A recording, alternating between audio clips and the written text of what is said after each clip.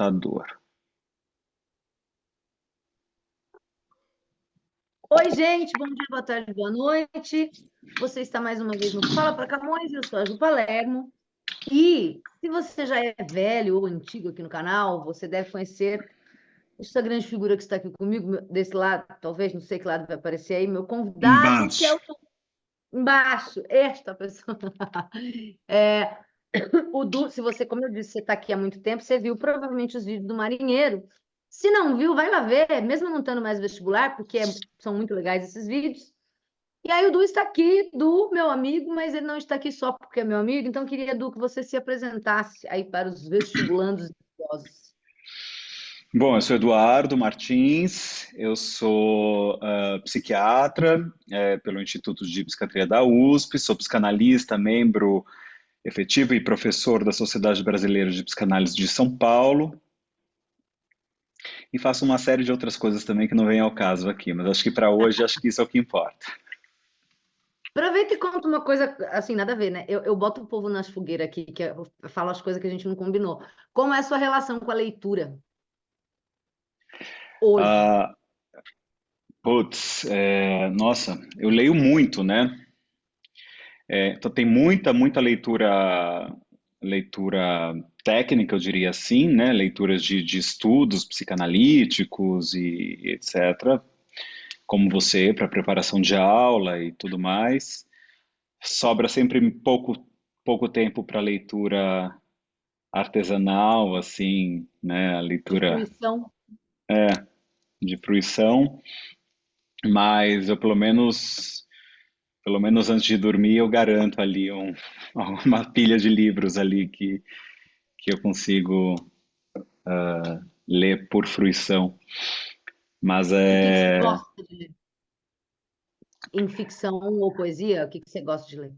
poesia eu leio muito pouco, porque acho que poesia é uma coisa que me bagunça demais, assim, eu adoro poesia, mas não é uma coisa que você lê poesia, né? Poesia você vive a poesia, eu pelo menos, né?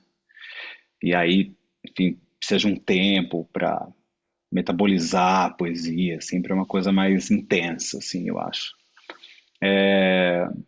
Mas eu gosto muito de ler romances, gosto muito de ler ficção, gosto muito de ler livros bem escritos. Bom, ótimo. O que você achou em linhas gerais dos ratos?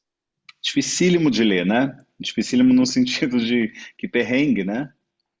É, exatamente. É um pouco angustiante, né? Um pouco não, acho bastante angustiante. E acho que aí que está o brilhantismo, né? Do autor, porque ele de fato consegue colocar a gente nesse lugar, que é um lugar em que ninguém quer estar, que é dentro da cabeça de um ser obsessivo que fica ali vivendo uma tortura de pensamentos, né, de castigos internos, e a gente vai para esse lugar, então a gente fica vivendo isso com ele. Então só que a nossa sorte é que a gente pode fechar o livro às vezes e voltar para a vida, né? Ele não, ele está lá. Então, acho que o brilhantismo da obra está nisso, está nessa dificuldade que a gente tem de ficar lendo aquilo que vai ficando muito enfadonho, né? Muito cansativo, muito chato, né?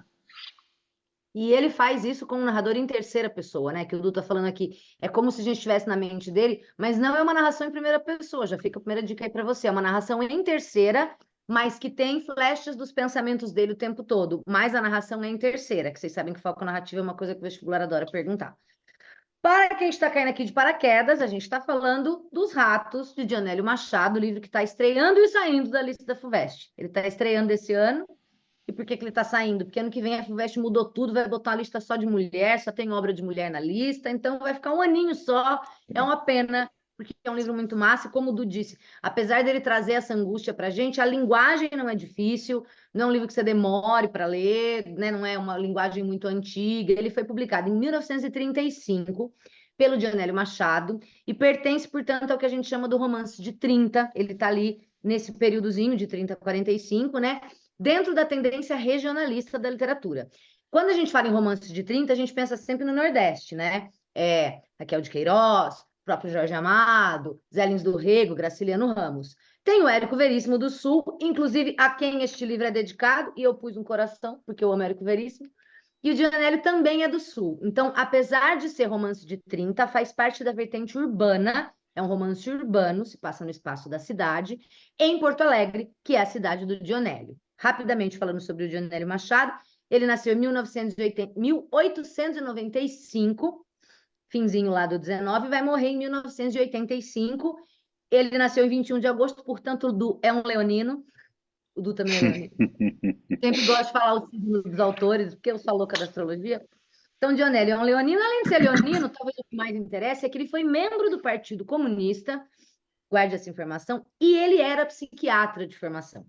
E aí, quando eu comecei a ler, e depois fui ver análises por aí, vi muita gente fazendo análises psicanalíticas, enfim, e aí, como o Du é psiquiatra e psicanalista, eu falei, Du, vem, chamei, botei ele aqui nesta fogueira para a gente falar sobre esse livro, que tem, por ser da geração de 30, um rolê social, de que a gente vai falar, mas tem esse rolê psicológico, que o Du adiantou um pouquinho aqui dessa coisa da gente estar na cabeça dele, do pensamento obsessivo e tudo mais, tá? Basicamente, rapidinho, são 28 capítulos bem curtos, tá? E a ação se passa num único dia na vida desse personagem que chama Naziazeno, mas que nome filha da puta, porque eu queria ler Nazareno nas 30 primeiras páginas, quando eu lia Naziazeno, Eu na minha também. cabeça não entrava Naziazeno. Naziazeno, que tem uma dívida com o leiteiro. Ele está devendo 53 mil réis para o leiteiro. Eu fiz uma conta muito louca, eu me fudi porque não achava um conversor na internet. Fica aí a dica, pessoas de economia, façam um favor à humanidade, façam uma tabela de conversão básica, porque é um bagulho muito difícil, a gente não consegue saber. Aí eu fui pelo salário mínimo, que na verdade em 35 ainda não tinha, porque Getúlio vai fazer isso depois, mas pelo salário mínimo de 42, e cheguei à conclusão de que é mais ou menos 300 reais.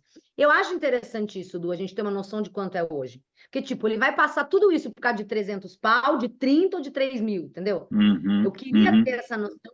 Foi muito difícil achar isso, mas fiz umas contas muito loucas aqui pelo salário mínimo e chegamos a essa ideia de que ele tem uma dívida com o leiteiro de mais ou menos 300 reais, tá?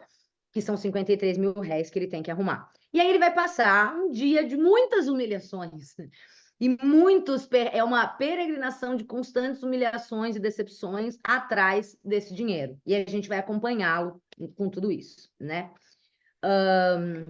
A primeira coisa, já por eu parar de falar um pouco e o Du falar um pouco, é a coisa do leite. Porque aí, assim, como eu disse, nessas análises que eu fui ver, na galera que fala, e vi essa coisa do leite como um símbolo caro, importante. E aí, não sei, Du, se faz sentido isso, se tem alguma coisa que vale a pena falar sobre isso. Então, eu acho que talvez o mais importante a falar sobre isso é que essa literatura dessa época, bom, o autor, o Dionello, ele nasceu no mesmo ano em que o Freud publicou a primeira obra dele, que são os estudos sobre a histeria, que ele publica junto com o Breuer, que era um outro médico, que era parceiro dele.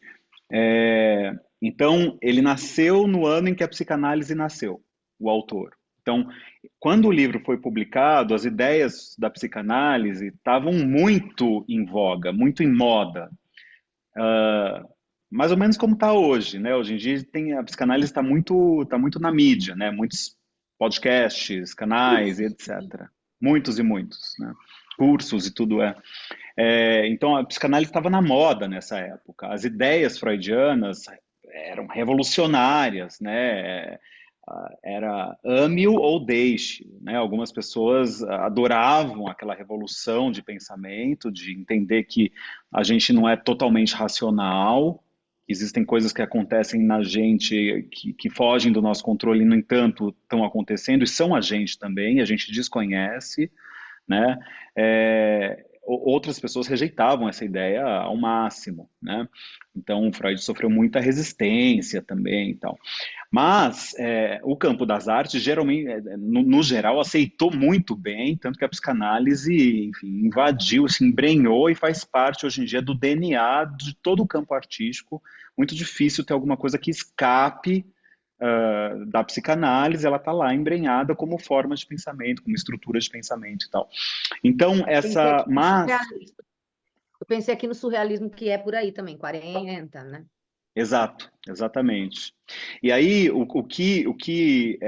era muito feito nessa época era uma certa psicologização da psicanálise, né? Que é assim, é quase como, sabe quando num filme aparece uma cena em que o personagem está sonhando e a gente assiste o sonho, vai, da personagem do filme. Geralmente aquele sonho, ele é meio autoexplicativo, tem a ver com o que está acontecendo no filme. A gente, quando vê o sonho, a gente reconhece logo os símbolos ali, fica claro para a gente o que é aquilo e que aquilo é uma outra forma de simbolizar, de representar o que o cara está vivendo na vida real, né? Desde O que não que seja um filme do Lynch. exatamente. Eu dou muito exemplo do Lynch em aula, porque o filme do Lynch leva a gente muito mais perto do que é o sonho na real. A gente acorda meio que sem saber que loucura é essa e precisa fazer todo um esforço associativo para tentar achar algum sentido naquilo e significado, né? Mas então essa psicologização vai mais ou menos do jeito que eu estava falando, quer dizer, então o leite que remete à maternidade, que remete ao leite materno, que remete ao seio, como o primeiro objeto de amor e também de ódio de um bebê, né? E, então é o primeiro momento de gozo e de falta de um ser humano, quer dizer, quando a gente entra em contato com o prazer na amamentação, isso na teoria psicanalítica clássica mesmo, Freud raiz ali, que é o que estava na moda Começamos nessa lá. época. Então, enfim, e que depois disso a gente entra num estado de falta, que isso é muito interessante para a gente aqui, a gente entra num estado de falta que abre o campo do desejo. Então, eu tive alguma coisa que me deu prazer e satisfação, saciou minha fome, além de ser gostoso e além de vir junto com um colinho, com uma canção de niná, com um carinho, com um olhar de amor e tudo isso. Gosto desse lugar em que eu me sinto tudo para minha mãe, né? Mas esse lugar não é definitivo, logo eu perco esse lugar, porque minha mãe tem outras coisas para fazer, tem outros filhos para criar, tem um pai ou uma mãe para amar, tem, enfim, uma outra mãe, né? Então, aí o bebê perde essa vivência de plenitude e entra numa vivência de falta. E de desejo de querer repetir aquilo, de querer ter aquilo de novo. Esse desejo, essa falta, que coloca o sujeito em busca da própria vida no mundo. Então, esse é o, eu estou dizendo isso assim, esse é o grande modelo, né, de instauração da falta e do campo do desejo, que faz com que a gente vá buscar outros objetos, outras realizações na vida para tentar tapar esse buraco, né, e que nunca é tapado, porque nada nunca vai ser igual àquela primeira mamada, simbolicamente falando, né? Então, quando falta o leite, né, simbolicamente, o sujeito ficou ali de algum modo, por algum motivo, privado dessa vivência primordial, né, e ficaria aí com uma certa dificuldade maior de lidar com o campo da falta, como se ele fizesse de tudo para não se sentir em falta, né? Porque não houve aquele abastecimento, digamos assim, originário, né? Então isso assim, de modo muito genérico, muito nessa psicanálise assim, até um pouco estereotipada, até um pouco clichê, né? Mas isso era muito usado na literatura. Então a escolha do leite como objeto faltante, acho que realmente não é à toa, ainda mais vindo de um autor psiquiatra, né? Porque ele poderia estar devendo para qualquer outra figura, né? O padeiro, sei lá, o açougueiro, né? E tem uma passagem aqui que ele fala, logo no começo, né? Quando a mulher fala, mas não vai ter leite pro menino. E ele fala, mas quando eu era criança não tinha leite, mas eu lavava com açúcar, né? Isso. Tipo, dessa substituição e tal. E tem alguns momentos interessantes. Eu devia ter anotado, meu som é antes, não anotei. Em que quando ele lembra do leiteiro e aí ele vai para memórias da infância. Então, tem essa associação. Então, por exemplo, tem uma hora em que ele lembra da dívida, ele está pensando, ele lembra da dívida com o leiteiro, e ele lembra de um dia que ele estava em casa, quando a criança na rua, vendo os meninos brincarem, e ele queria ficar vendo os meninos brincar, E a mãe dele fala, entra. Ele fala, não quero ir agora. Ela fala, vem tomar leite. E aí ele entra para tomar leite. Quando ele sai, os meninos já foram embora. E Aham. aí ele lembra disso logo depois de falar do leiteiro. Então ele vai, tem uns 2 ou 3 momentos no livro que eu deveria ter anotado, não anotei, mas que ele vai fazendo essas associações, que o leite faz ele lembrar da infância. Aí, como o Du falou, pelo Dionélio ser um psiquiatra, provavelmente, obviamente, contato com a psicanálise também, e estava na moda essa visão que o Du acabou de falar, acho que faz sentido, né? Sim, total, total. Essa ideia da cadeia associativa, isso é a raiz da psicanálise. Isso não sai de moda nunca. Isso é como a gente trabalha e continua trabalhando até hoje. Mais do que ficar tentando interpretar os símbolos de uma forma assim mais caricata, né? O que que levou a isso, tarará. Tem também uma passagem do quando ele fala, quando ele olha o casaco do, acho que é Alcides. Gente, é que assim, eu gravei isso aqui, esse curso, e eu já gravei 3 livros depois, então eu acho coisas que eu não lembro mesmo, faz, sei lá, uns 2 meses. Mas eu acho que é Alcides, o amigo dele, né? É isso, eu também não lembro. Enfim, que ele vê Também não lembro. o casaco marrom do cara. E aí, que é a cor do rato, então aí a gente poderia ter essa simbologia, é Alcides mesmo. E aí ele vê o casaco marrom, e aí ele lembra de uma coisa na infância, quando ele era criança, que ele ficou doente, que a mãe fez uma promessa que ele ia sair, ia ficar um mês vestido de Santo Antônio, ou que ele ia, não lembro direito, participar de uma procissão vestido de Santo Antônio, ou seja, com aquela roupa marrom, e ele tem vergonha. E ele sente, ele fala, meu Deus, mas que vergonha de passar por isso. E aí tem a vergonha porque ele vê o casaco do cara e ele acha feio. Ele teria vergonha de usar um casaco assim, mas talvez ele tenha vergonha do marrom, porque ele lembra quando dá vergonha de criança, de Santo Antônio. Então ele vai, em vários momentos, ele vai fazer esse tipo de associação aqui que a gente falou, né? Uhum, uhum, sim. E aí, assim, eu acho que, bom, o livro chama Os Ratos, e a gente fica se perguntando, um leitor ingênuo, um leitor de primeira viagem, cadê os ratos, caralho? Porque o livro vai passando e a gente vê o rato, rato, objetivamente, lá no final, naquela loucura, quer dizer, a gente nem vê o rato, a gente vê o rato na mente dele, na viagem que ele tem de que os ratos vão roer o dinheiro que ele se fudeu tanto para arrumar, né? Mas, numa leitura um pouco mais analisada, pensada, numa segunda, terceira leitura, eu acabo lendo 2 vezes, porque eu leio uma vez, e daí eu leio em voz alta enquanto eu gravo. Então, é a segunda leitura que eu sempre pego alguma coisa a mais. E se eu fosse ler de novo, pegaria de novo, né? E claro que para minha segunda leitura eu já vou com base nos estudos que eu li e tal, então eu já vou com o olhar mais menos ingênuo, já mais focado. Nesta edição aqui da editora Todavia, que aliás é uma lindeza, né? Eu não canso de Linda mesmo. falar, eu acho ela molinha, eu gosto de papel, eu acho essa capa super HQ, assim, meio, né? É, Graphic novel. é, é. Me Essa engana edição tem trouxa, né? Porque promete uma coisa que a capa promete uma É, coisa que você não encontra lá no dentro. Mas é não, muito tem legal, né? nada. E tem aí, não sei, né, se retrata Porto Alegre. Eu não conheço Porto Alegre para saber se é alguma coisa Também muito não. característica, enfim. Mas essa edição conta com um pós-fácil do Davi Arrigucci Júnior, que é um crítico literário, e ele vai dizer que o rato é, abre aspas, o símbolo complexo e aterrador da condição do homem acuado. Então a gente Aham. pode estabelecer o tempo todo uma relação do Naziazeno e os seus amigos como ratos, que vivem de sobras, né? Que são marginalizados. Eles são, e aí isso é muito legal, uma figura que a gente vê muito na literatura dessa época, ainda do começo do século, do fim do século XX, de maneira geral, que é a figura do pobre diabo, que é o fudido. O pobre diabo é um fudido. Se você leu Angústia para prestar vestibular, você sabe que o Luiz da Silva também é um pobre diabo, né? Que é o cara que é fudido, ele é pobre, mas não é só pobre na condição econômica e social. Ele é um coitado, né? Ele é aqui a figura do anti-herói. Não é o herói lá do século XIX, do romantismo, que é perfeito, que é lindo, que é honesto, que é viril, que é tudo de bom. Ele é todo fudido. Mas ainda assim a gente torce para ele. Se você não torce, você torce para que ele ganhe. Mas ele não tem a nossa simpatia, porque ele não é um anti-herói pela malandragem. Ele é o anti-herói pela falta de ação. E essa é uma característica dele, a passividade. Você quer socar o Naziazeno. Mas, mano, Uhum, quando ele ganha dinheiro na roleta e aí ele gasta tudo, você fala, mas filha da puta, como? Não, viado, sai daí. Fala, porra, mas também você não se ajuda.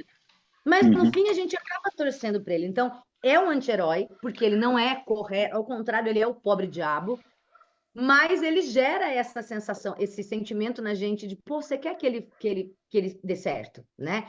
Mas ele não é um malandro, ao contrário. E é a coisa que me irrita, não suscita simpatia na gente, que ele é completamente passivo, né?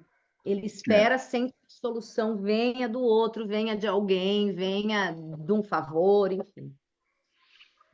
É um É... príncipe Hamlet quase ali, né? Por quê, Du? Ele, Explique. por- ele fica ali, que é uma versão da versão da versão, mas é porque, no sentido de que, quer dizer, quem é o obsessivo, que é esse cara que o autor retratou de uma forma até estereotipada, assim, é quase de livro, como se diz, literalmente, de livro, é um caso de livro, né? Como se diz. O obsessivo é aquele que sofre de pensamento, é um transtorno de pensamento. É uma angústia de pensamento. A, a, a dor se dá, a dor psíquica se dá no plano do pensamento, não se dá no plano do corpo, né, como no caso das histerias, e também não se dá no plano do mundo externo, do objeto externo, como no caso das fobias, por exemplo. Né, se ele morresse de medo de rato. Né, não é isso.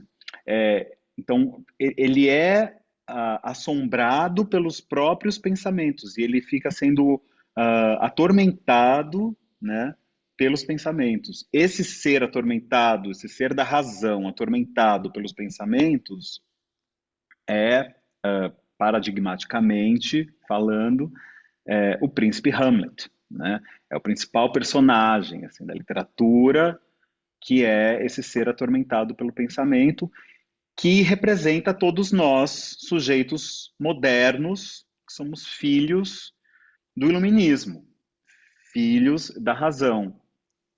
Penso, logo existo, né? Então o pensamento começa a ganhar, o pensamento, o individualismo, tudo isso começa a ganhar terreno, né? A partir do renascentismo, né? Digamos assim. Então, esse sujeito moderno acaba sendo engendrado dessa forma. E nós somos filhos desses sujeitos, nós somos seres obsessivos por natureza e cada vez mais agora com as questões tecnológicas, né? Depois a gente pode falar disso, se for o caso. Não foi, não foi obsessivo. Você usou outra palavra ou você falou obsessivo mesmo Obsessivo, agora? não É. sei. Não, também não sei. Mas eu ia perguntar, psicanaliticamente falando brevemente, qual a diferença de ansiedade, por exemplo, e pensamento obsessivo? A ansiedade é um sentimento, né? A ansiedade é um sentimento da turma dos sentimentos do medo, angústia, ansiedade, são da mesma nave, são sentimentos humanos, né? Que não são doença, não Mas não tem são. esse rolê de ficar obsessivamente pensando numa coisa que ainda não chegou? Não tem Tem. uma relação. Então, é que a obsessão é uma fixação de uma ideia, geralmente é uma ideia intrusiva, né? Então, essa, em linhas gerais, é a grande característica da obsessão. De repente, a hora que ele vê, ele está de novo pensando no leite, no leiteiro, o que ele vai falar para o leiteiro, o leiteiro vai, como é que ele vai reagir. Então, ele fica tentando prever o que vai acontecer, ele já vai vivendo isso em pensamento, O que o né? chefe vai responder? Ele imagina a É, conversa toda. ele fica obsessivo, ele fica obcecado por essa missão que ele tem, que ultrapassa os limites do razoável, né? Ele poderia ter vivido um dia, bom, estou devendo R$ 300 para o leiteiro, vou dar um jeito de conseguir essa grana, vou lá, pragmaticamente falando, e vou dar um jeito de resolver, vou traçar um plano, vou tentar ali, não deu, vou tentar ali, vou tentar um tal, mas que é o que ele faz, só que ele faz isso completamente atormentado o tempo todo pelos próprios pensamentos dele. E ele vê o casaco marrom, e ele lembra da mãe, e ele vê, enfim, e ele fica o tempo todo com esses fantasmas que deixam ele nesse estado de passividade, nesse estado de dúvida. O obsessivo é aquele que dá 2 passos para frente e 2 para trás. Eu vou, mas eu volto. Será que eu tranquei a porta? Tranquei, eu vou lá, tranquei. Eu saio. Não, mas será que eu tranquei mesmo? Eu volto. Ah, não, tá trancado. Eu volto. Ah, não, mas eu posso não ter visto direito. Eu vou lá. E esse é o obsessivo, né? que é esse cara. Né? Ele vai fazendo as coisas, mas ele fica, vou falar, daí eu não falo, daí eu vou embora, daí, Ah, você quer né, tomar café? ele fica procrastinando, né, o que ele tem que fazer, Ele não tem um exatamente. plano e faz um caminho reto. Ele faz um caminho de rato. Uhum. Mas E as os ratos, andanças dele pela cidade. Cara, quantos quilômetros esse homem andou nesse dia? Porque ele vai pra cá, vai pra lá, vai pra cá, vai pra lá. Ele não tem um objetivo mesmo, ele fica. é. Então, e a ansiedade que você perguntou, a ansiedade é um medo, é um sentimento de medo que tem a ver com essa necessidade absoluta de controle do obsessivo. O obsessivo precisa controlar tudo. Isso que ele faz de tentar prever o que vai acontecer e prever a fala do chefe, etc., é uma tentativa de controlar tudo o que vai acontecer, como se ele pudesse escrever o roteiro da vida dele. Quando isso não acontece, ele entra em estado de angústia, né? Isso em si gera uma ansiedade, ele está o tempo todo ansioso, e quando não acontece do jeito que ele gostaria, ele entra em estado de angústia, né? Eu vou embora agora porque eu tô me reconhecendo. Ah, então, mas não tem quem não se reconheça, porque todo mundo é um pouco mais ou menos obsessivo. Quando a gente faz. Não, pode acontecer A ou B. Se acontecer A, mas daí pode. E você vai fazendo organogramas, e aí a vida te mostra um J. Não era nem o A, nem o B, nem o C. E toda vez é assim, você fala, dessa vez eu não vou tentar controlar, mas é impossível, porque você fica pensando nas hipóteses do que pode acontecer e nos desdobramentos possíveis, aí vem a vida e dá na sua cara. E a gente não É, aprende, né? Eu tenho muita dificuldade de aprender. Sei. é. Mas isso é importante sacar, né? Porque isso é uma forma de defesa, né? A obsessão, os transtornos, as neuroses obsessivas são formas de todas as neuroses, são formas de defesa. De defesa do quê? De um estado de vida de desamparo onde a gente foi sendo colocado. Então, é, o individualismo, por exemplo, né? Quando, quer dizer, o homem vai perdendo, principalmente assim da transição do período feudal, né? Entrando um pouco na história agora, né? Quando a gente faz a transição do período feudal para a era dos estados, né? Para a criação dos estados, perde-se as comunas, a vida comunitária, as relações comunitárias são mais horizontais, né, em que um pode contar com o outro, tem uma rede ali de ajuda, de cuidado, de afeto, né? Se a gente pega as cosmogonias indígenas, por exemplo, ainda tem uma resistência nisso. Ah, tem uma que planta mandioca, o outro planta batata, o outro Mas planta não a sei o produção quê. é de todos. É de todos, tem uma troca. Quem precisa mais precisa, né? Quem está em necessidade ganha mais atenção e ajuda. E depois tem um jogo dinâmico de relações mais horizontais que se perdeu totalmente no individualismo, no âmbito privado, né? Então agora nós somos sujeitos fechados em nossas famílias, em nossas casas. Então, só que a gente precisa sobreviver ao mundo. E nessa lógica do individualismo, do capitalismo, né, em que tem essa hierarquia piramidal, em que o topo da pirâmide é para muito poucos, então tem uma competitividade o tempo todo, o mundo não é para todos, é para os escolhidos, é para quem tem grana, então todo mundo precisa correr atrás, e a meritocracia, quer dizer, virou um inferno, né? Virou um inferno, a vida é muito difícil. Somos todos ratos, só que tem uns que são muito mais ratos do que outros, sem dúvida, né? Tem um Elon Musk na vida ali, que é completamente louco, É um né? rato em outro sentido. Que é um rato em outro sentido, exato. Mas o fato é que a gente precisou aprender a se defender, né? Para poder existir nesse mundo em que o outro não se torna um parceiro, a priori. O outro, a priori, é um adversário. O outro é o que pode roubar meu Eu preciso lugar. tentar controlar isso. E aí. E eu preciso tentar controlar isso. Eu preciso tentar controlar a minha vida, eu preciso tentar controlar o meu destino, garantir que nada vai acontecer comigo, numa era da razão, em que a razão começa a ser muito privilegiada. Então, tudo isso, né? E hoje em dia, imagina, hoje em dia, a gente podendo gravar nossas, né, mensagens de voz, a gente grava, manda para a pessoa, a gente pode escutar depois o que a gente falou, a gente Eu manda um escuto texto. toda vez. A gente manda um texto que depois a gente pode editar. A gente publica uma foto. Tudo a gente filma. A gente vai comer, tira foto da comida. Tudo a gente filma e a gente pode revisitar isso o tempo todo. Isso para a estrutura obsessiva, para a dinâmica obsessiva, nossa, é um prato cheio. Rato nenhum passa fome com isso, porque do ponto de vista obsessivo a gente está muito bem servido. O mundo nos serve muito bem para a gente ficar cada vez mais obsessivo com essa ideia de que a gente vai conseguir planejar nosso futuro, controlar nossa vida, que tudo está nas nossas mãos, basta a gente querer, basta se esforçar, basta. Mas a vida o tempo todo se mostra que não é assim, né? Não é assim. É uma merda. Então a questão social é sempre muito importante. Então toda a questão psicológica, ela é secundária à questão social. Ela é sempre uma resposta a uma questão que é social.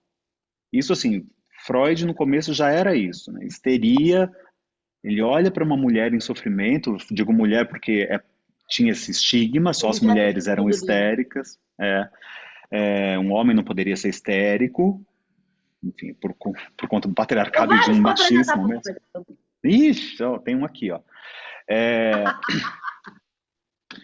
É, mas, enfim, ele olha para aquela pessoa em sofrimento, para uma mulher em sofrimento, e ele diz: essa mulher está sofrendo, não é porque ela não está transando, não é porque ela não tem prazer sexual e basta o marido dela, não é disso que se trata, é porque ela não tem voz no mundo para ser quem ela é. Ela está confinada a um lugar que é uma função de reprodução dentro de uma família burguesa, em que cadê os desejos dessa mulher? Cadê as potências dela? Tudo que ela pode fazer no mundo, tudo que ela, né? Então, ele interpreta a histeria por aí, ou seja, a causa é sociogênica, antes de Era Freud tudo. um feminista? Hã? Um Era feminista? Freud um feminista? As feministas, não, ele não era um feminista. Não, Então, não, porque eu não. nunca ouvi essa associação dele com isso, mas do que você está me dizendo, quando ele reconhece, por exemplo, esse papel da mulher na sociedade, eu falo, uai, gente. Não daria para dizer que ele é um feminista, mas sim, ele olhou para uma mulher de uma forma como não se olhava para uma mulher naquela sociedade, que sim, Ah, é um pode começo, é um ter. pré-feminismo. É um pré-feminismo, mas ele estava muito mais imbuído, ele estava dentro da sociedade patriarcal, mas era um cara revolucionário, assim, não dá pra gente dizer que o Freud era feminista, até porque o movimento Não feminista existia. Ah, não eu tô existia brincando. organizado dessa forma, né? Tem que tomar cuidado hoje em dia, porque a gente tem que ficar obsessivo É. com o que a gente Pô, daí fala, já né? corta esse pedaço. Freud era feminista, eu já vem o que você está falando, não. Então, tá vendo? Mais uma coisa, a gente fica obsessivo, né? Com querer acertar, não poder deixar escapar nada, porque a gente pode ser cancelado, isolado, metralhado. Mas, enfim, é isso. É isso. Isso que você falou, eu até anotei aqui, desse pensamento obsessivo como um pensamento intrusivo, é... deixa eu ver onde que tinha anotado aqui, porra, caralho. Enfim, a gente vê isso constantemente no pensamento dele, a gente tem isso, né? Vem a fala do leiteiro, vem falas do amigo, ele depois que tomou o escracho do chefe, porque ele vai pedir um empréstimo para o chefe acaba com ele, porque está na frente de todo mundo, ele fica o dia inteiro recordando pedaços do que o chefe falou, a cara que alguém fez quando viu, de risada, né? Essa coisa intrusiva que entra no pensamento dele. Eu queria chamar a sua atenção, vestibulando, para o uso que o Dionélio Machado faz de recursos gráficos para mostrar isso. Que, inclusive, eu descobri depois que foi uma crítica na época que fizeram a ele, que ele usava isso em excesso. A gente tem muitas passagens em itálico, a gente tem muito uso de aspas, porque o Dionelli faz questão de marcar para a gente isso. Quando entra um pensamento intrusivo, ele bota em itálico, né? Eu não sei se te incomodou, Du, se você percebeu, ele usa muito, muito o itálico e usa É, muito também as aspas. É sempre para é. marcar um pouco isso, a voz do outro que está na cabeça dele. Fala. Não me incomodou, mas me convocou a prestar atenção para isso e tentar entender qual que era a lógica disso para ele, o que ele estava querendo com isso, e aí com o tempo a gente vai entendendo, né? Vai ficando claro, É, assim. eu estou buscando aqui um exemplo, não achei com itálico, mas sei lá, página 47, ali no meio. Ele estava alegre, de humor elevado, fazendo espírito, abre aspas. O integralismo é uma coisa que convém ao clima do Brasil, andar sem casaco.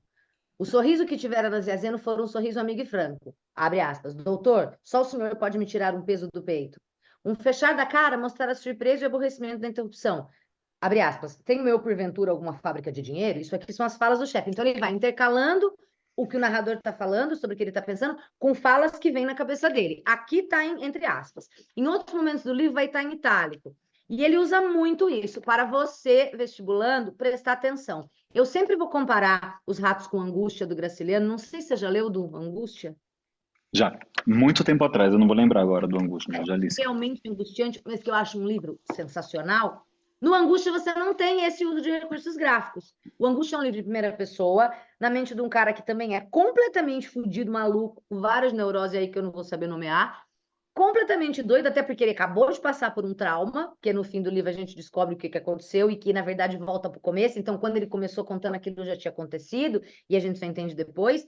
Mas ele tem o tempo inteiro pensa, é como se a gente estivesse dentro da cabeça dele. E aí você tem ele falando do que está acontecendo, ao mesmo tempo ele vai para o passado e tem lembranças do passado, às vezes de um passado recente, às vezes de um passado muito distante, e em outros momentos ele imagina coisas. Só que o Graciliano não usa nenhum recurso para te dizer o que é o quê. Então os alunos têm, em geral, muita dificuldade com o livro porque a gente fica perdido até entender onde ele está indo para onde. Aqui isso não acontece. O Dionelli vai ser um pai para você, porque ele vai marcar ou com aspas ou com itálico quando que existe essa mudança, o que é pensamento, o que do pensamento dele é voz do outro, o que ele está pensando ou o que o outro falou. Então, atente você vestibulando para o uso desses recursos gráficos que servem para marcar o que é lembrança, deixa claro o que é lembrança, o que é pensamento, o que é fala do outro, né? E esses pensamentos intrusivos aí que o Du falou, que são características dele, desse pensamento obsessivo, eles sempre vão aparecer ou em itálico ou em aspas. Então, atenção poderia ser uma questão que a FUVEST poderia perseguir, né? E é Tem uma... interessante, né? Porque essa forma organizadinha, essa organização do autor deixar claro É, que é o que é em si obsessivo. veja só, já o Graciliano tá cagando. Se fode aí para descobrir o que é o quê, porque eu não vou te contar. E eu acho isso mais legal, né? Dá mais trabalho, mas é mais satisfatório quando a gente consegue. E aí, Uhum. uma coisa, eu não sei se você sabia, que eu descobri também pesquisando, diz que esse livro nasceu, a ideia do livro nasceu de um pesadelo que a mãe dele teve, que eu não Uhum. consegui saber se é com a coisa dos ratos comendo dinheiro ou se é de estar devendo, mas foi um pesadelo da mãe. E aí, o artigo dizia que ele ficou 10 anos concebendo essa história e ele escreveu esse livro em 20 madrugadas. Uau. Massa, né? É. Veio de pesadelo da mãe, aí ficou 10 anos ali ruminando. Claro, não ficou 10 anos seguidos pensando no livro, mas assim, por 10 anos ele alimentou essa ideia, e aí um dia ele sentou e em 20 madrugadas ele escreveu os 28 capítulos. Eu achei essa informação muito massa. É, é.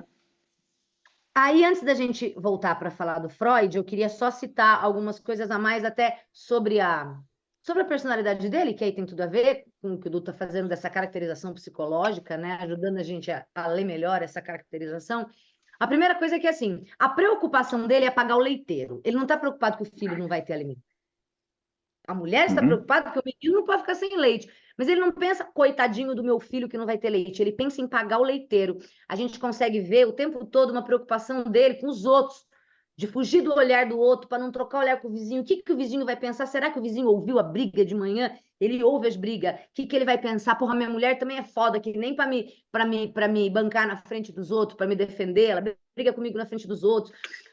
Essa coisa paranoica e obsessiva de tá todo mundo olhando para mim, como é que os outros vão achar? Eu vou ficar com fama de mal pagador, o que é que vão dizer de mim? E aí, quando ele toma os crachos do chefe na frente dos outros, meu Deus, é uma humilhação, é um constrangimento, né?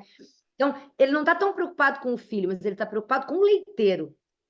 Tanto que quando ele consegue o dinheiro, ele fala: eu quero ver a cara dele quando eu der o dinheiro para ele. Pô, mas é só sua obrigação. Você está devendo dinheiro para ele, né? Mas é sempre a preocupação com a reação do outro, não necessariamente com a questão do filho. E aí, algumas coisas importantes, por exemplo, quando ele chega na roleta, E aí foi uma análise que eu encontrei que vai fazer uma análise sobre a circularidade, os objetos circulares que aparecem, a xícara do café, a moeda que ele paga, os relógios que ele vê pela cidade. E quando ele chega na roleta, como a gente falou, ele consegue mais do que ele precisava. E aí o que que ele faz? Ele gasta. Então eu vi que a roleta, inclusive por ser essa coisa que gira, poderia ser considerada uma imagem da vida dele, porque ele está sempre preso ali, né? E é Uhum. a grande questão. Ele conseguiu o dinheiro, mas e amanhã? A gente viu ao longo do livro que ele está devendo para um monte de outras pessoas, inclusive agora ele vai ficar devendo esse dinheiro, mas tinha outras coisas que ele estava devendo também. E ele não tem uma intenção ou uma capacidade de buscar uma solução definitiva para o problema da vida dele. Ele pensa no problema de agora. Agora é o leiteiro. E aí, beleza. E aí, se ele tivesse tão bem, ele conseguiria dormir. Por que que ele não consegue dormir à noite? Porque ele sabe que no dia seguinte vai começar outra luta, Uhum. outro rolê. Ele não tem essa coisa. E é muito interessante também que ele pensa em arrumar dinheiro. Ele não pensa em arrumar um trabalho. Ele não, porque ele não consegue estabelecer a relação do trabalho com o dinheiro. E aí vem uma questão que é histórica, que a gente está falando quando a gente fala que é muito característico do romance de 30, por causa da época do Getúlio Vargas, em que a gente vai ter uma nova configuração na estrutura social, vem o Estado moderno industrial no Brasil, mais para frente vão vir as leis trabalhistas e tudo mais. O juro é tudo que a gente perdeu com o Temer lá, quase todos.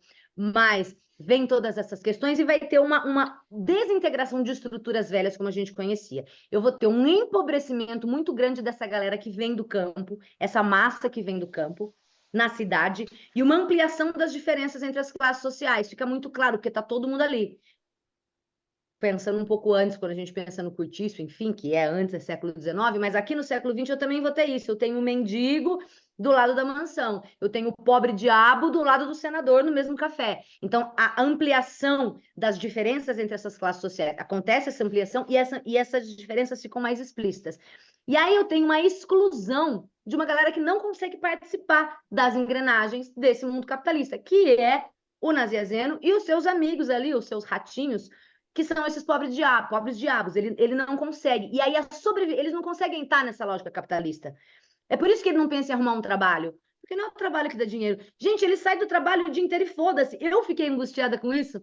Eu que hoje não trabalho mais para ninguém, mas como assim você sai do trabalho? Foda-se. Nem por um momento ele pensa que, mano, eu tô dando relaxo no trabalho, se eu ficar desempregado, fudeu mais ainda. Porque o que ele ganha com aquele trabalho não é suficiente para ele viver e pagar as contas básicas dele. Então ele não associa o trabalho ao dinheiro, porque ele não tá ele não consegue se dar bem nesse mundo capitalista. São os marginalizados, os excluídos. Novamente a ideia dos ratos. E aí, a sobrevivência desses pobres diabos está atrelada ao favor, à solidariedade, ao jeitinho que ele vai dar. Tanto que a gente tem uma relação que eu acho super importante para você, vestibulando, pensar, que é a diferença entre trabalho e negócios. Quais são as Uhum. formas que o Nazianzeno pensa de arrumar dinheiro? É por meio de agiota, ou é um adiantamento do chefe, ou é aposta. Vou jogar no bicho, que ele tenta, vou jogar na roleta, é fazer um agenciamento, é ganhar uma corretagem, eu apresento um cara para o outro, vocês me dão uma comissão. É sempre o negócio, é sempre o jeitinho, é sempre uma gambiarra, porque ele não está de fato inserido nessa engrenagem capitalista que gira bonitinho, então é sempre uma gambi, né? Não é pelo trabalho. E uma coisa muito importante também é a profusão de vocábulos que a gente tem que remetem à luta, enfrentamento. Ele fala muito disso, nós estamos aqui na luta. Só que a luta dele não é a luta do trabalho, é essa luta de correr o dia inteiro de agiota em agiota, casa de agiota, casa de penhor, e conseguir um empréstimo aqui e fazer uma gambi ali. É a luta, porque dentro da sociedade capitalista, nessa nova ordem que vem com esse Estado industrial do Getúlio, ele não consegue viver. Então, são esses ratos à margem desse processo, né? E aí, não é o, não é o trabalho que vai dar dinheiro. Eu fiquei, mano, quando ele sai do trabalho, tipo, foda-se, ele passa o dia inteiro, a tarde inteira, praticamente fora do trabalho. Eu fiquei, mano, e aí? Porque eu não É, tenho essa. Diz. mas aí ele tem um, ele tem é quase que uma sensatez por trás daquilo que parece insensato, né? Assim, porque e é um ponto de resistência, porque ele tem razão. Não é o trabalho Porque mesmo que vai ajudar. não é o trabalho mesmo que vai adiantar. Ele tem que Mas ele contar não com a tem essa sorte. consciência. Não, ele não tem essa consciência, ele se culpa o tempo todo. Ele se coloca no lugar daquele que ele se apequena, né? É o E pobre depois, ao diabo. mesmo tempo, ele é o pobre diabo, e ao mesmo tempo ele vai, ele tenta, né, pagar de durão na imaginação dele, só que ele fala, eu vou peitar esse leiteiro, olha só o que eu, olha, eu vou mostrar. E aí, ele, na real, o que que ele faz? Deixa o dinheiro em cima da mesa ali, fica morrendo de medo que os ratos vão lá pegar o dinheiro e roer esse dinheiro. Quer dizer, é um medo infundado? É e não é ao mesmo tempo, né? É um medo infundado que ratos entrem, vão lá achar o dinheirinho que ele deixa em cima da mesa, estou no final do livro já, né? É, mas não é um medo infundado que, de fato, aquele dinheiro suma, desapareça no sentido do que você acabou de falar, né, Ju? Quer dizer, sim, ele vai pagar o leiteiro, esse dinheiro, puf, e aí? E amanhã? E as outras dívidas? E o resto? Né? Então, então ele só resta contar com a sorte, contar com as artimanhas, contar com o destino. Vamos ver Por se favor, Deus, com favor, se alguém me ilumina aqui, se eu tenho fala, eu sou alguma. tão bom para as pessoas, por que que as pessoas não podem me ajudar? É a coisa do favor, da solidariedade mesmo, que no mundo capitalista, meu amor, não existe. É o que o Du Não existe. falou. Nas sociedades feudais ou em sociedades dos povos originários. Vamos lembrar, e aí eu falei que eu ia lembrar, de Onélio Machado, membro do Partido Comunista. Então, acho Uhum. que são esses dois pilares essenciais para a gente entender a obra. É o Dionélio como psiquiatra, preocupado com a questão do personagem obsessivo, paranoico, e o Dionélio comunista, preocupado com o pobre diabo à margem do sistema capitalista e que não consegue sobreviver porque não faz parte dessa engrenagem. São as duas É, chaves de leitura principais. Né? é. E muito interessante, que é um psiquiatra comunista, né, que olha para o sujeito em sofrimento mental, para um neurótico obsessivo, e dá voz para esse neurótico, não só dá voz para esse neurótico, como leva a gente para dentro da cabeça dele para falar: olha só o que esse cara pena, olha o que esse cara sofre. Não, é muito diferente de um psiquiatra que vai olhar para ele e falar: esse cara, ele tem um transtorno, ele é louco, ele é defeituoso. Então, ele que vá para o hospício. Vamos tirar ele da sociedade porque ele é um desajustado, ele é inadequado. Ele que vá, então, para o hospício e vamos mandar ele para. Né? Então, uma posição psiquiátrica muito diferente de uma outra psiquiatria aí, e uma outra forma de olhar para o sofrimento mental. Né? Como se o contexto justificasse, né? A maneira dele ser ou dele agir. Sim, Claro que outras pessoas dentro desse contexto agiriam do que age diferente, por exemplo, né? Mas esse cara que já tem essas características que são agravadas por esse contexto social e econômico no qual ele vive, é muito massa sim, mesmo. sim. Antes de falar um pouco mais de ratos, então, eu pedi para o Du, porque eu vi em algum desses artigos que eu leio, alguém fazer uma menção a um texto do Freud chamado O Homem dos Ratos, observações sobre um caso de neurose obsessiva. Aí eu falei, Du, faz sentido? Você já viu isso aí? O Du falou, "Ah, claro, é um texto clássico de Freud. Então, queria que você trouxesse para a gente quais são as relações básicas para o for dummies, né? Para os leigos, que podem nos É, ajudar a pensar melhor essa obra. então, o Homem dos Ratos é um texto, é um caso clínico do Freud, célebre, né, de fato muito famoso, que é um caso paradigmático da neurose obsessiva, né? Então ele vai contar para a gente o tratamento de um sujeito chamado, na vida real, Ernst, Ernst Lanzer, né? É, e que chega para ele atormentado por suas obsessões e compulsões, né, de pensamento.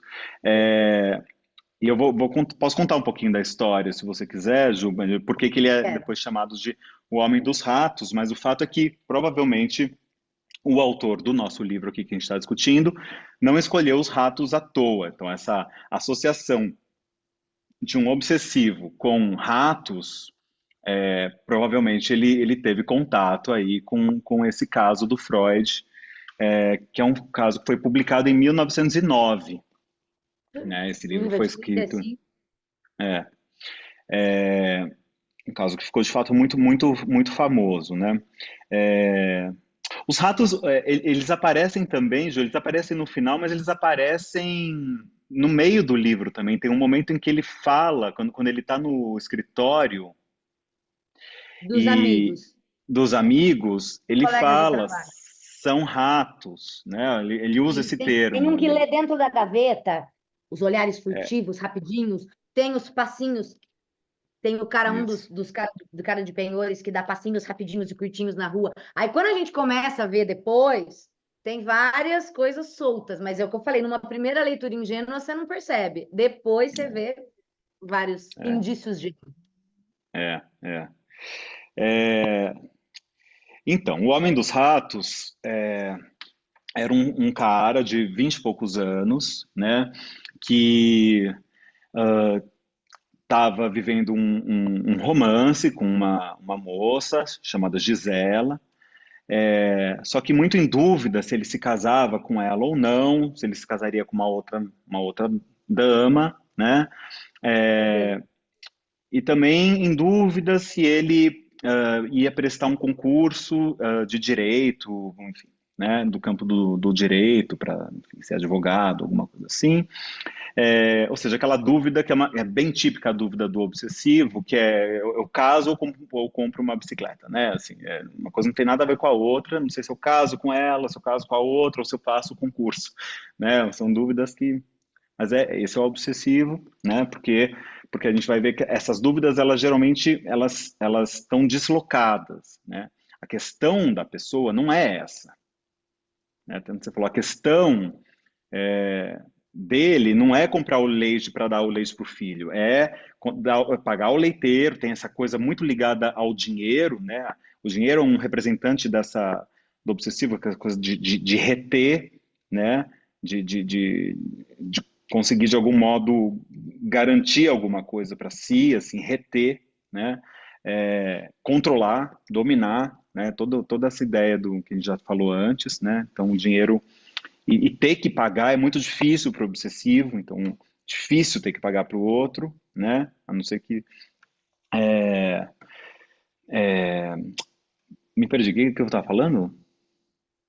Estava falando que a coisa do dinheiro, que é muito difícil para ele ter que pagar, que tem a coisa do controle da questão do dinheiro. Bom, tava começando a contar do caso, né? Do Homem dos Ratos. Ah, que Tinha eu essa. falei da questão, que a questão dele era, não era o filho, mas era pagar o leiteiro.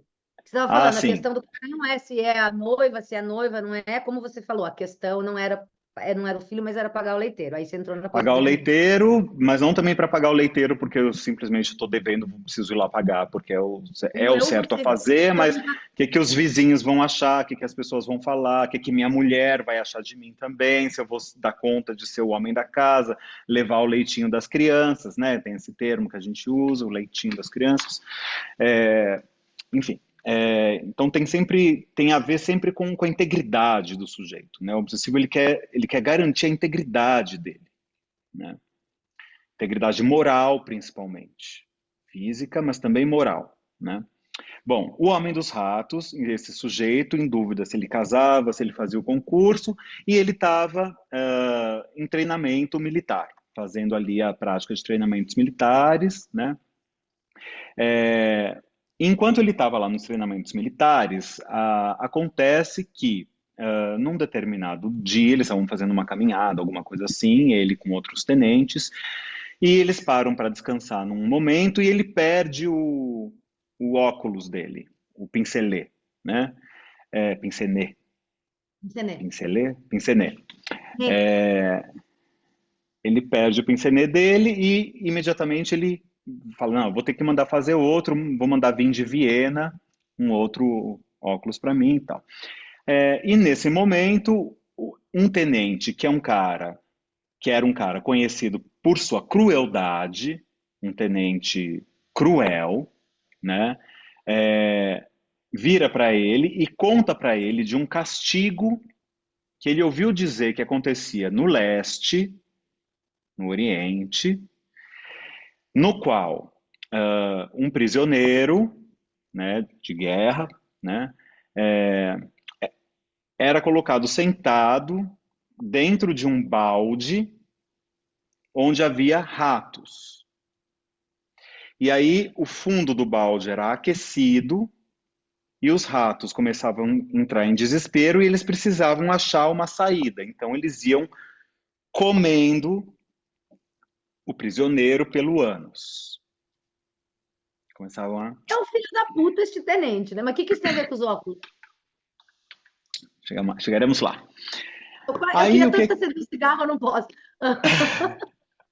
aí o que acontece, né? Uh, nesse momento, assim que ele ouve isso, ele diz para o tenente que ele não é um homem cruel, ele, o Ernst, o homem dos ratos, que ele não é um homem cruel e que ele, né, não gostaria de ter escutado isso, mas passa pela cabeça dele uma ideia intrusiva, um pensamento intrusivo, de que aquele castigo poderia acontecer, vir a acontecer com a dama que ele amava. Ou então com o pai dele. Bom, passa um tempo, chegam os óculos novos. E quando chegam os óculos novos, a pessoa que entrega, que falou, olha, eu passei no correio, tinha esse pacote aqui para você e já foi pago pelo Tenente A, custou 3,80 coroas. Ele recebe os óculos, mas nesse momento passa pela cabeça dele a ideia de que ele precisa pagar. Não, o primeiro pensamento é: eu não vou pagar os 3,80. É o tenente filha da puta Não, um que outro pagou. tenente. Não, Outro um cara, outro tá, que o Freud chama de tenente A. Foi o tá. tenente A que pagou os seus óculos. Então, a primeira coisa que passa pela cabeça dele é: eu não vou pagar o tenente A, que é o primeiro impulso, né? Esse impulso do reter, do caráter anal, eu vou reter isso, não quero pagar, né? Mas logo depois, esse pensamento vira: não, eu preciso pagar o tenente A, que é um pensamento moral, porque se eu não pagar o tenente A, o castigo dos ratos vai acontecer com a dama que eu amo ou com meu pai. Detalhe, o pai dele já estava morto, já tinha morrido, anos atrás. Isso era um pensamento racional do consciente. Ele tinha consciência de pensar isso ou Consciente, não? total. Gente, Então, o sujeito obsessivo, diferente de um psicótico, né, ele tem consciência da irracionalidade do próprio pensamento. Mas, ao mesmo tempo, ele vive um afeto de que aquilo é uma verdade. Então, se eu não pagar o tenente A, vai acontecer algo de ruim com alguém que eu amo. Ou com um pai, etc. Né? Enfim, aí ele começa, aí ele vira o Naziazeno, diga. tá. Não, eu fiquei pensando, tipo, aquele povo que fala assim: ah, e se o semáforo ficar verde antes de eu chegar no tal, alguém vai morrer. Esse tipo de, muito É, resumidamente, esse tipo de é, pensamento. exatamente Tá. exatamente esse tipo de pensamento. Não Ah, se eu faz não. sentido nenhum, mas não deixa de te afetar. Isso, passa um pensamento pela cabeça, eu preciso bater na madeira, porque senão aquilo que eu pensei pode acontecer. Tá, Por quê? tá. Para o obsessivo, existe uma ligação muito direta entre pensamento e desejo. Se eu pensei, é porque talvez eu deseje isso. E aí eu sinto culpa. Porque se acontecer, fui eu que causei. Então eu preciso bater na madeira. O bater na madeira, ou dar três pulinhos, ou seja lá o que for, é a compulsão que vem para tentar aliviar o pensamento. Ufa, eu fiz isso, então eu Ou um tique consegui. qualquer, né? Ou, exato. Mas geralmente são rituais, né? Pode ser um tique também, Tá. mas geralmente são rituais para garantir que aquilo que passou pela minha cabeça não aconteça, para me livrar dessa culpa. Mas a culpa está lá, porque já tá, enfim, começa a virar esse tormento, né? O Homem dos Ratos, ele fica completamente obcecado com essa coisa do pagamento do Tenente A, e a vida dele se torna mais difícil quando viram para ele e falam: não, na verdade não foi o Tenente A que pagou para você, foi o Tenente B. Te passaram informação errada. Aí complica. Ele fala: mas como é que eu vou pagar? Então? Porque eu preciso pagar o Tenente A para que não aconteça aquilo. Mas não é o A que tem que receber agora. Mas não é o A que tem que receber, porque foi o B que pagou. Então ele começa a achar, não, então eu vou até o correio, eu vou pagar eu vou pagar o B paga o correio, que daí paga não sei o quê. Ele vai tentando armar uma loucura de planos.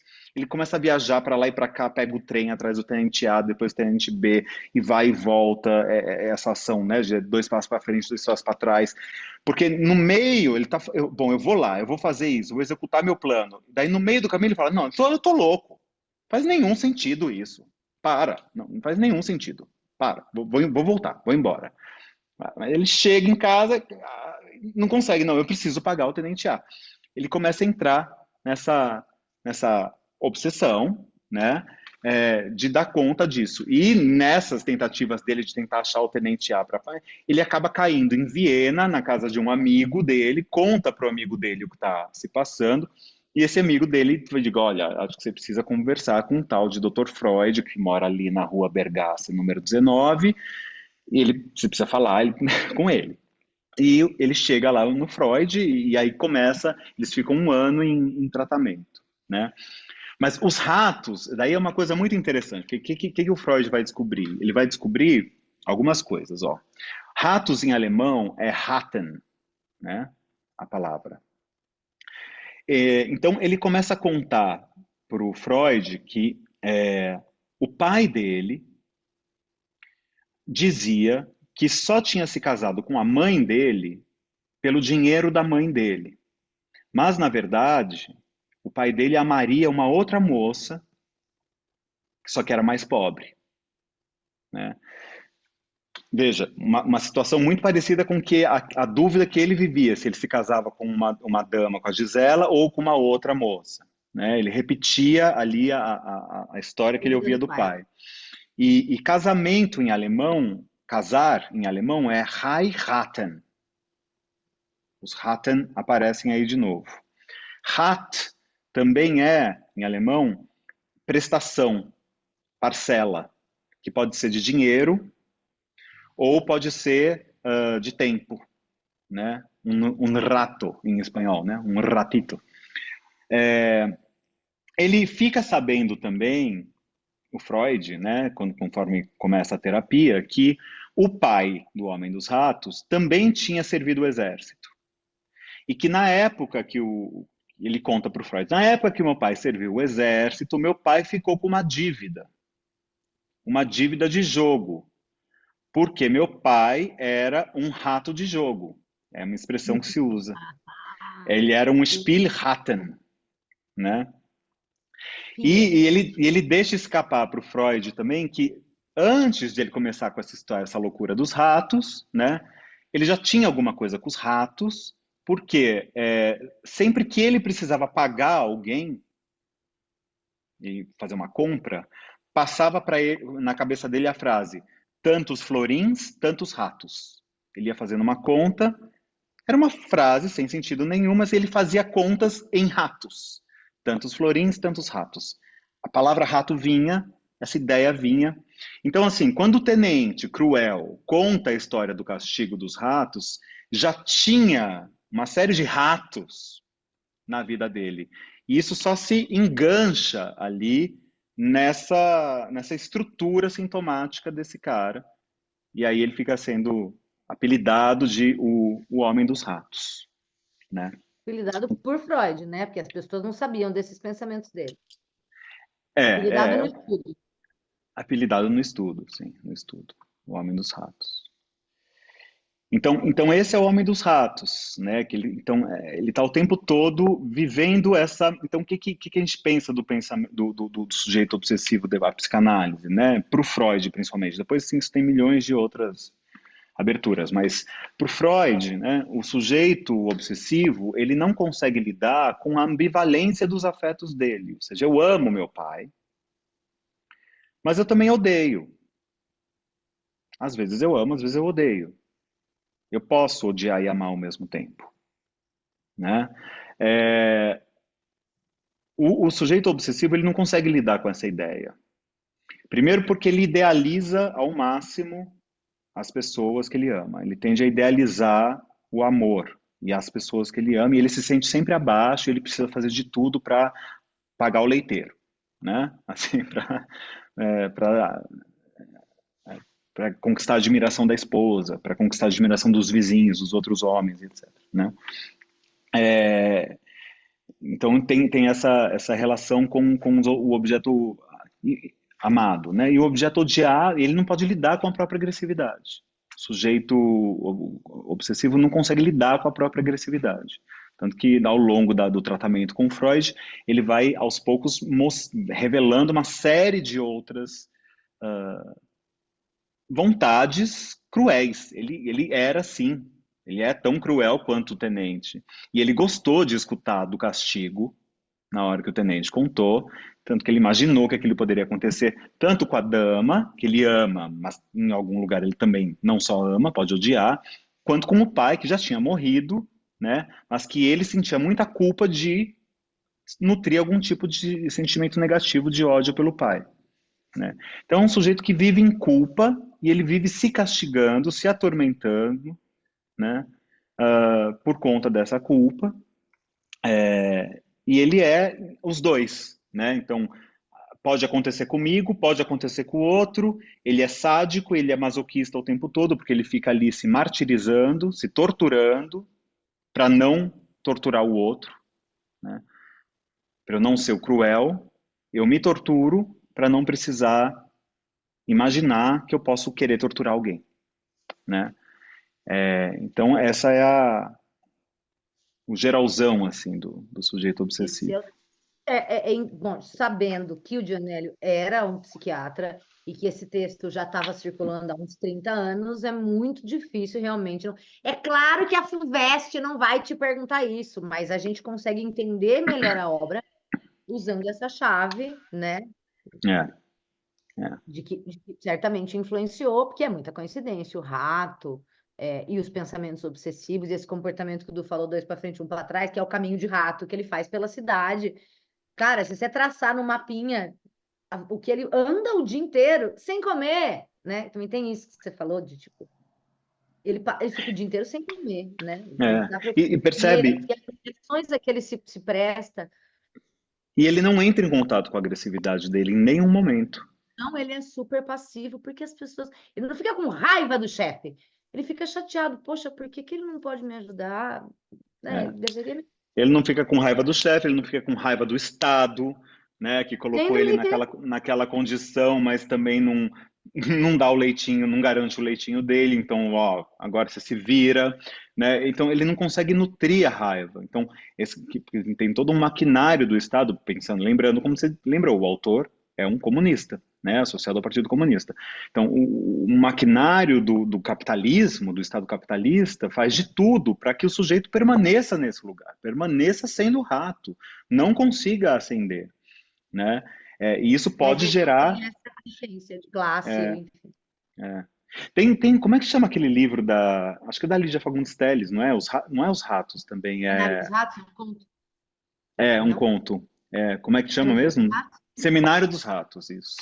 Teve na Unicamp até ano passado. Será que esse ano tá? Deixa eu conferir.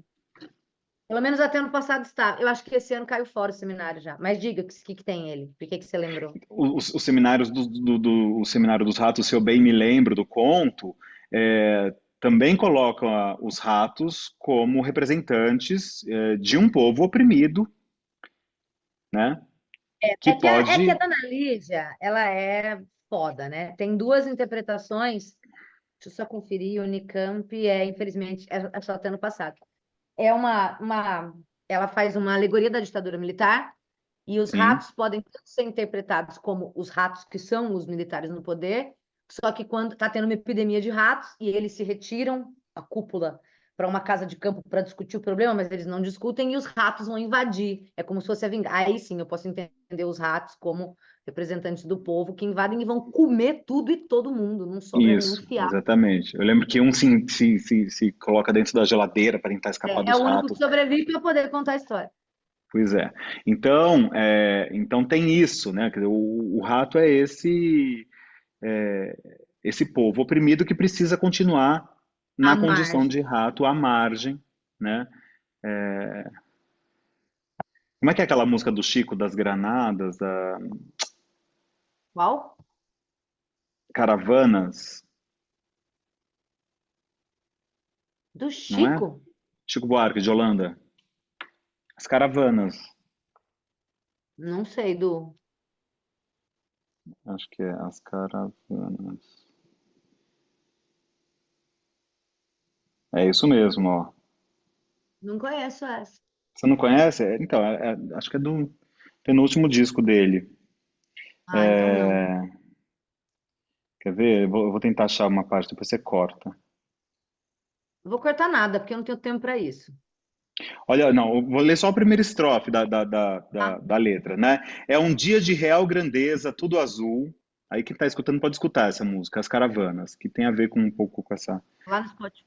É Seu um dia de tocador. real grandeza, tudo azul, um mar turquesa a lá Istambul enchendo os olhos, um sol de torrar os miolos, quando pinta em Copacabana a caravana do Arará, do Caxangá, da Chatubá, a caravana do Irajá, o comboio da Penha. Não há barreira que retenha esses estranhos, suburbanos, tipo muçulmanos, do Jacarezinho, a caminho do Jardim de Alá, é o bicho, é o buchicho, é a charanga. Então, essa música do Chico vai falar justamente desse. Imagina, se o morro todo decide descer de uma vez e invadir a Zona Sul ali no Rio de Janeiro, é a Fudeu. invasão dos ratos, né? Então é preciso haver um grande maquinário para manter os ratos como ratos, para que eles não se Isso, organizem, né? isso em todos os sentidos, quando a gente pensa em qualquer. A gente está falando do Rio de Janeiro, mas se você pensar em termos mundiais, em termos globais, proletários do mundo univos, porque Todo se lugar. unisse, Isso, é o caralho exatamente. da base da pirâmide, é muito maior. Se você tirar a base, tudo vai ruir. Só que são todos esses mecanismos construídos para que isso não aconteça.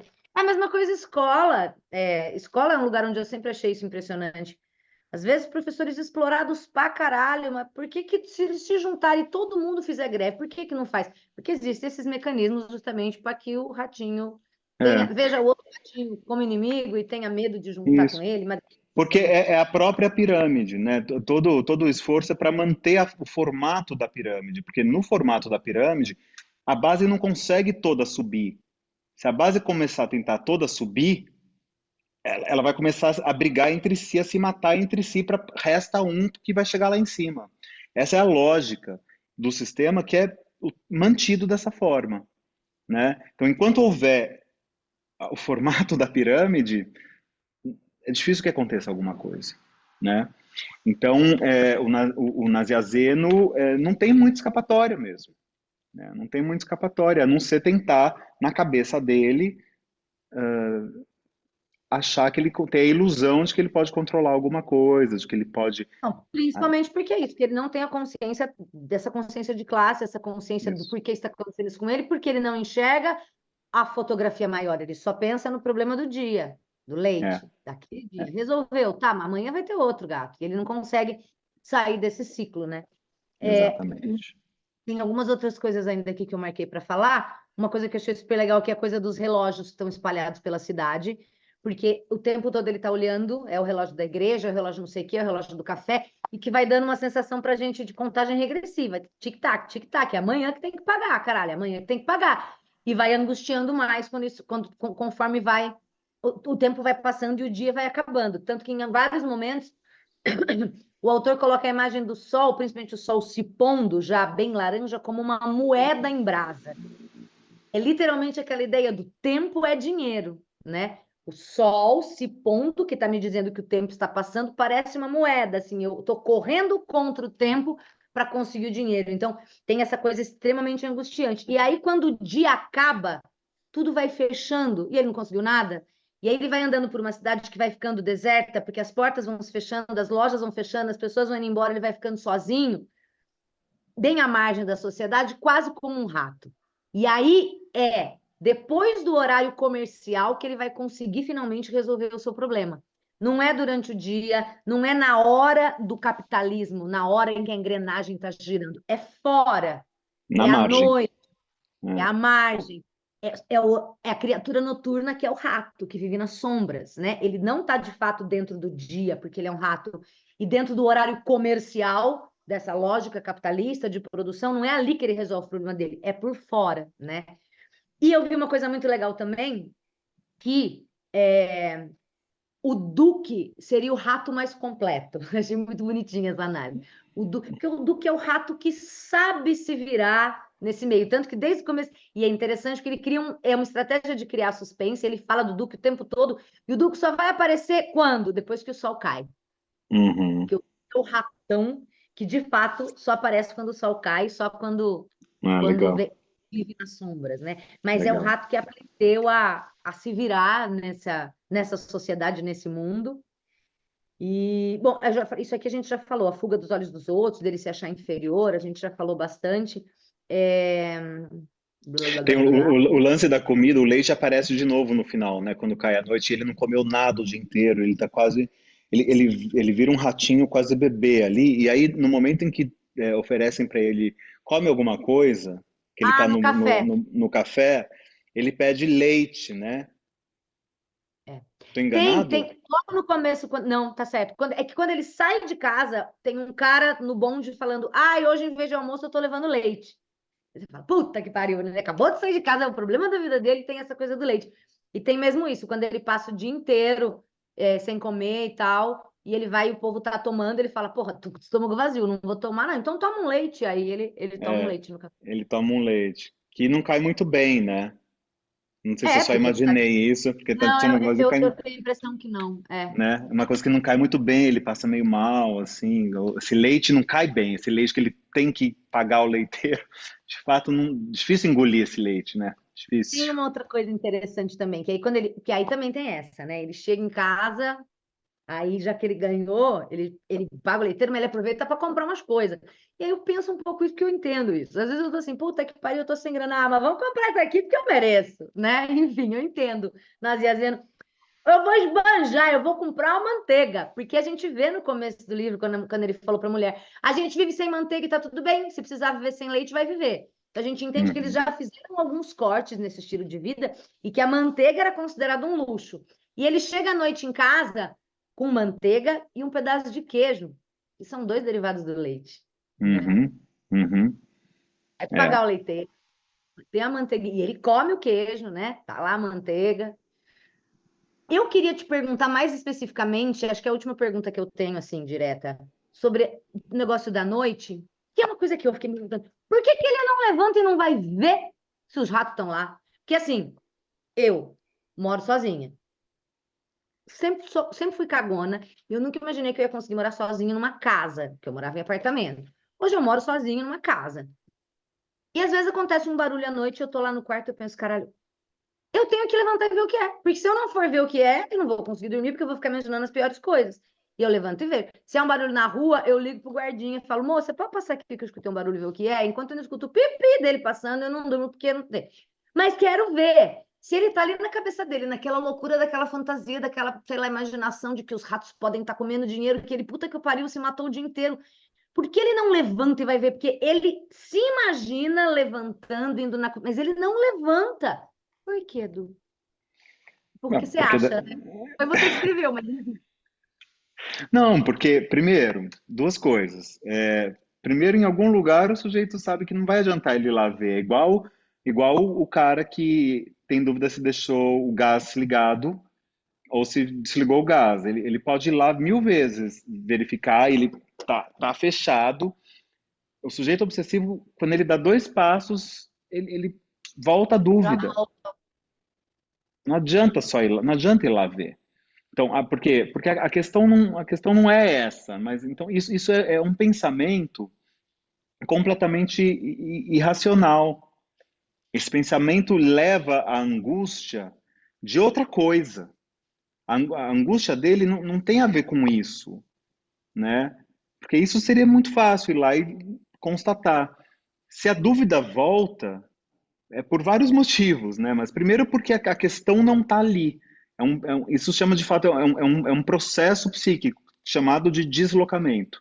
O deslocamento é o processo psíquico privilegiado da neurose obsessiva, né? esse deslocamento não se trata do gás, não se trata do leite, não se trata do dinheiro, nem de ratos, nem de nada, se trata de outra coisa. Então, nada vai solucionar, né? E segundo, que daí Até o achar essa pensamento, coisa. até achar essa coisa. Mas nesse caso, como a gente está pensando, quando a coisa começa a ganhar áreas estruturais de uma organização de Estado, social e etc., não é tão simples de resolver, né? Claro, um sujeito que consegue ter essa consciência, ele pode começar a ter ideias e planos de ação mais efetivos para de fato tentar algum tipo de transformação na vida própria, no mundo, em outra coisa, né? O sujeito que é neurótico, ele não tem essa visão, essa clareza, né? Por isso que ele vai buscar uma terapia e etc, né? Para tentar sacar o que está por trás disso que eu sinto, que não faz sentido nenhum. Mas no sintoma obsessivo tem essa tortura interna, tem esse sadismo do sujeito contra ele mesmo. Ele é o sádico e ele é o masoquista ao mesmo tempo. Ele fica se torturando com o próprio pensamento. Então, essa cena da cama é típica disso, né? De fato, por que ele não vai São lá vários capítulos no final. para se É a livrar disso? madrugada inteira.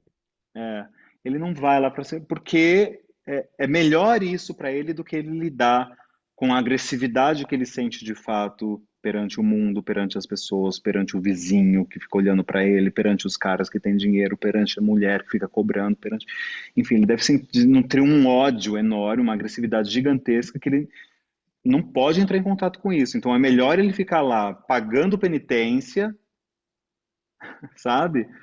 Para tentar lidar com essa culpa do que se livrar disso. Então, é menos sofrido para ele isso do que se livrar disso. E essa é a loucura, essa é a miséria neurótica. A miséria neurótica, né? Foda, né?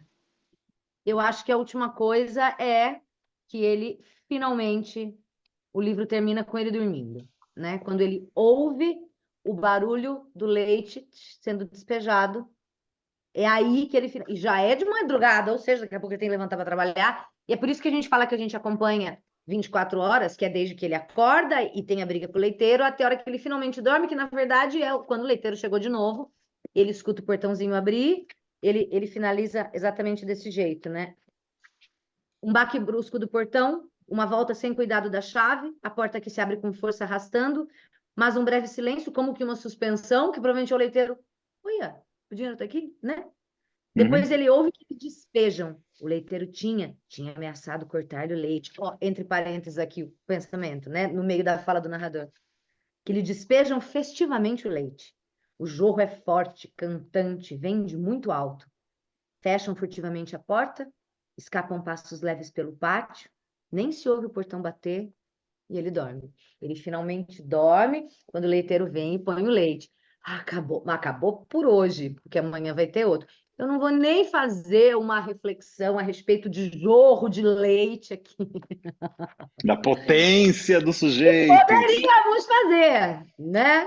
E como é que ele falou? Que na hora que eu li, eles despejam festivamente o leite, o jorro é forte, cantante, né? Mas Que tá olha, aí na mas é isso, né? Ele está garantido aí, garantido inclusive na masculinidade dele. Ali ele pode se dizer homem, ele leitinho conseguiu, nesse. ele deu conta, né? É bom, vai. Tá bom. Não dá dó de ficar um ano só na lista? Quantas questões legais poderia fazer disso, né? É, é. É um bom É, livro. É um bom livro. Duro de ler, mas bom livro, né? uhum. Tem. Mais alguma consideração, Du? Assim, claro, a gente poderia falar 6 meses sobre esse livro num curso de 6 meses, mas, assim, para este momento aqui, algo que a gente tem deixado de fora, acho que não, né? Não, achei super legal e aprendi bastante também. Várias coisas que você falou que eu não tinha sacado, também não tinha me dado conta. E não é Muito tudo do legal. meu cu, não, né, gente? Várias análises que eu pego de vários teóricos da literatura ou artigo acadêmico de gente que passou, sei lá, 2 anos de mestrado estudando só isso aqui, ou 4 anos de doutorado estudando só isso aqui. E aí é isso que a gente vai pesquisar, né? Eu acho, a primeira coisa que eu faço quando eu leio sem saber nada, para ter a minha visão, e daí a gente enriquece, complementa com os estudiosos ou com outras áreas como no caso a psicanálise e o Du aqui hoje, mais uma vez abrilhantando o nosso canal. Eu adorei. Obrigado pelo Muito convite. obrigada, Du, Obrigado, meu amor. pela participação. É nóis. E para você, obrigada. E fica sempre a dica, caso você queira ler comigo o livro inteiro, que eu vou lendo junto com você em voz alta e já vou te explicando. Você encontra no meu site, que está na descrição aqui embaixo, o link para o curso Só dos Ratos. E você encontra também para o Método Bisturi, que eu faço isso com a lista inteira da FUVEST, ou com a lista inteira da Unicamp. Vai ter uns combos também só das obras novas, mas eu ainda estou gravando, não acabei todas. Então, entre por lá para saber das novidades. Algum Sucesso. merchan de alguma coisa, algum site, algum, sei lá, o seu Insta? Não, não, sem O merchan, Insta sem do merchan. Fisga. Hã? O Insta do Fisga. Ah, o Insta do Fisga virou o meu Insta de psicanalista. É Eduardo ST Martins, eduardo.st.martins. Quem curtir, Quem curtir, curte lá. gosta do Eu assunto. sou, eu sou muito slow blogger, assim, slow Insta, mas tem lá o perfil no Insta e todo mundo com Aqui às vezes tem galera eduardo.st. que não é.